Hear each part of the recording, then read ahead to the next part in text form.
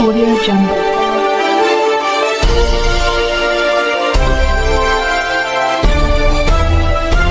Audio Jungle. सभी दर्शकों का हार्दिक स्वागत है। आज हम हिंगना तहसील के जो संकल्प व्यसन मुक्ति केंद्र है यहाँ पे आए हैं। ये व्यसन मुक्ति केंद्र जहाँ यहाँ पे जो आने वाले पेशेंट है और पेशेंट को मोटिवेशन जो किया है, यहाँ के जो मेन जो व्यवस्थापक संचालक मालक जो है हमारे साथ है मित्र हमारे सर प्रवीण टिपमवार, इन्होंने अच्छा डेवलप किया है ये संस्था को और यहाँ पे काफी दिग्गज भी आकर गए हैं। यहाँ अभी कुछ ही दिन पहले नागपुर शहर के पुलिस आयुक्त माननीय श्री रविंद्र सिग्नल साहब भी आके गए, जिन्होंने यहाँ की म्हणजे एक ऑपरेशन थंडर जो एक कार्यक्रम उन्होंने चलाया था इस शहर में, वो ऑपरेशन थंडर का भी बहुत अच्छा प्रतिसाद ये व्यसन मुक्ति केंद्र को मिला है। क्योंकि यहाँ के जो संचालक है इन्होंने एक मतलब मन से एक कामना की कि यहाँ के पेशेंट अच्छे होकर अपने घर वापस जाए। तो अभी हम आज जानेंगे, एक बख्शिश समारोह कार्यक्रम रखा है उन्होंने। ये कुछ मतलब यहाँ पे जो एक प्रतियोगिता का आयोजन किया था उन्होंने, इस प्रतियोगिता में जो मतलब बख्शिश मिलने के पात्र है उनको आज बख्शिश वितरण कार्यक्रम रखा गया है। उनसे जानना चाहेंगे उनकी एक्टिविटीज की क्या मोटिवेशन है। सर आपका नाम क्या? नमस्ते, मेरा नाम प्रवीण टिपमवार, मैं इस संस्था का संचालक भी हूँ और इस संस्था का अध्यक्ष भी हूँ। यहाँ पे अलग अलग हम लोग एक्टिविटीज करते हैं जो करिकुलम एक्टिविटीज में आता है और ट्रीटमेंट के अलावा, जैसे कि अभी आपने कहा है कि आज यहाँ पे बख्शिश वितरण समारंभ है।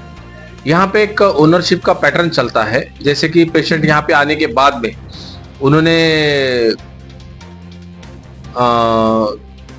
किसी तरह से कोई प्रेशराइज ना होकर अपनी समस्या के बारे में अगर वो बेहतर तरीके से जानेंगे तो ज्यादा बेहतर होगा। इसके लिए हमने यहाँ पे अल्कोहलिक एनोनिमस के कार्यक्रम के अलावा हर महीने के लास्ट वीक में हम लोग यहाँ पे क्रीड़ा और सांस्कृतिक सप्ताह लेते हैं, ताकि नए आने वाले पेशेंट जो कि डिप्रेसिव होते हैं, एंजाइटी में होते हैं, अलग अलग प्रकार की निगेटिव भावनाओं में होते हैं, तो यहाँ पे आने के बाद में वो यहाँ के वातावरण के साथ में सर्वाइव कर ले, यहाँ पे वो जल्दी से जल्दी एडजस्ट होकर अपनी इस बीमारी के बारे में स्वयं जाने और अपनी इस बीमारी और अपनी समस्या के बारे में जानने के बाद उस पर समाधान स्वयं ढूंढे।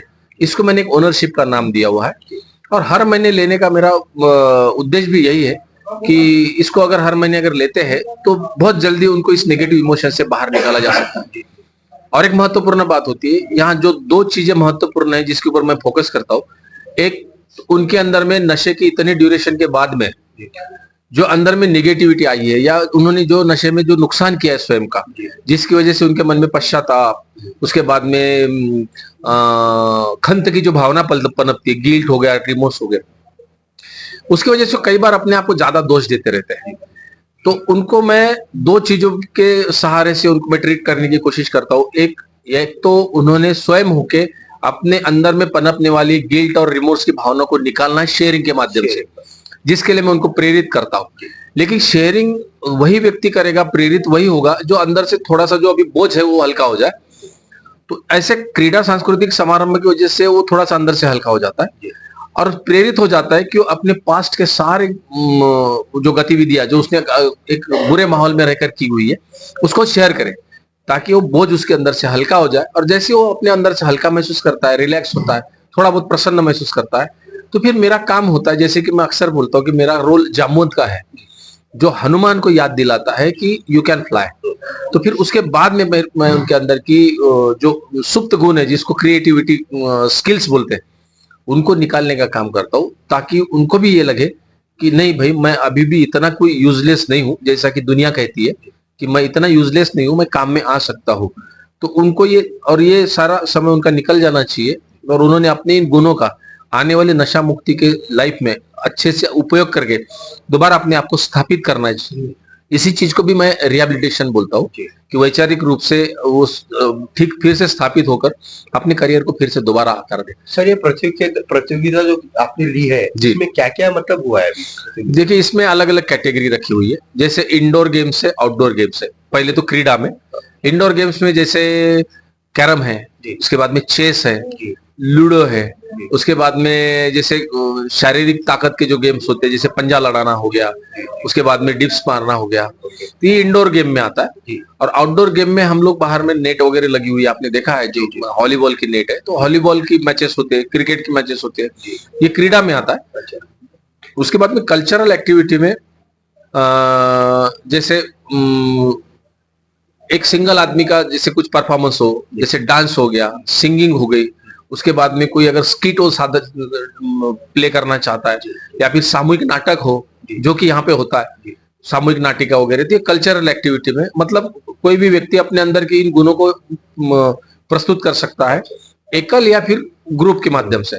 फिर आता है बख्शिश समारंभ का, जो कि अगर आप भी जानते हैं कि सारी सिर्फ स्पर्धा में हिस्सा लेकर नहीं जमता है, अगर उनके उत्साह को बरकरार रखना है, आने वाले जीवन में उनको बहुत ज्यादा बेहतर और उससे ज्यादा अच्छा परफॉर्मेंस अगर करना जरूरी है, तो बख्शिश देना जरूरी है। बोलते हैं ना, पीठ पे अगर थाप, अगर कौतुक की थाप अगर आ जाए, निर्माण हो जाता है, हाँ जी, उनमें ऊर्जा निर्माण होती है। तो मैं कोशिश करता हूँ कि बाहर से नामवंत लोगों को बुलाता हूँ जो इस बीमारी को समझते हैं, ये जितने भी बीमारी में फंसे हुए व्यक्ति मत हो उनको समझते हैं और उनके प्रति उनके मन में संवेदना है, उनके प्रति सहानुभूति, ऐसे लोगों को मैं बुलाता हूँ। अच्छा। जैसे कि आपने अभी थोड़ी देर पहले जैसे मुझे याद दिलाया, हमारा सौभाग्य है कि नागपुर शहर के जो पुलिस कमिश्नर साहब है डॉक्टर रविंद्र कुमार सिंघल सर, वो बड़े सेंसिटिव किस्म के इंसान है। वो सिर्फ पुलिस का ही उनका रवैया नहीं है, वो चाहते हैं कि व्यसनाधीनता, नशाखोरी ये जो है सिर्फ पुलिस के माध्यम से ना होकर सामाजिक योगदान भी उसमें होना चाहिए। इसलिए हमारे जैसे नशा मुक्ति केंद्र को साथ में लेकर उन्होंने ऑपरेशन थंडर भी चलाया है।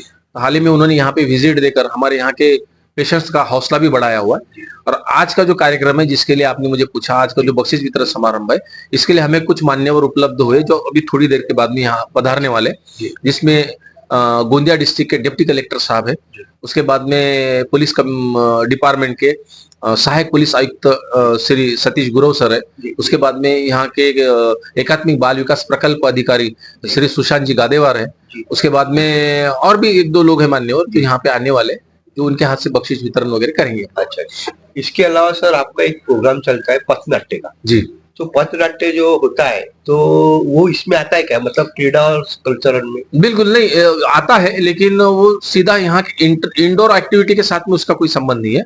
एक्चुअली मेरे केंद्र की जो ट्रीटमेंट चलती है वो 4 टीम में चलती है। जिसमें पहली टीम मेरी अवेयरनेस की है, जिसमें 12 लोगों के साथ में बाहर पथनाट्य, भारूड़, कीर्तन ऐसी एक्टिविटी करता हूँ व्यसनाधीनता के ऊपर में, जिसमें 4 लोग, इन 12 लोगों में 4 लोग मेरे हमेशा के जो मेरे साथ अभी काफी सालों से काम कर रहे, तो प्रोफेशनल बोलिए। उसके बाद में 8 लोग मैं इन्हीं पेशेंट में से लेता हूँ। अच्छा। जिनके साथ में यहाँ पे मैं 8-10 दिन तक प्रैक्टिस करता हूँ, और प्रैक्टिस करने के बाद में उनको मंच पर अपना परफॉर्म देने के लिए मैं उनको मौका देता हूँ। तो ये 12 लोगों की टीम। 8 जो रहते सिर्फ 8 ही सिलेक्ट होते हैं या फिर 8 के बाद और भी बाद में सिलेक्ट होते रहते जो पथनाट्य के लिए?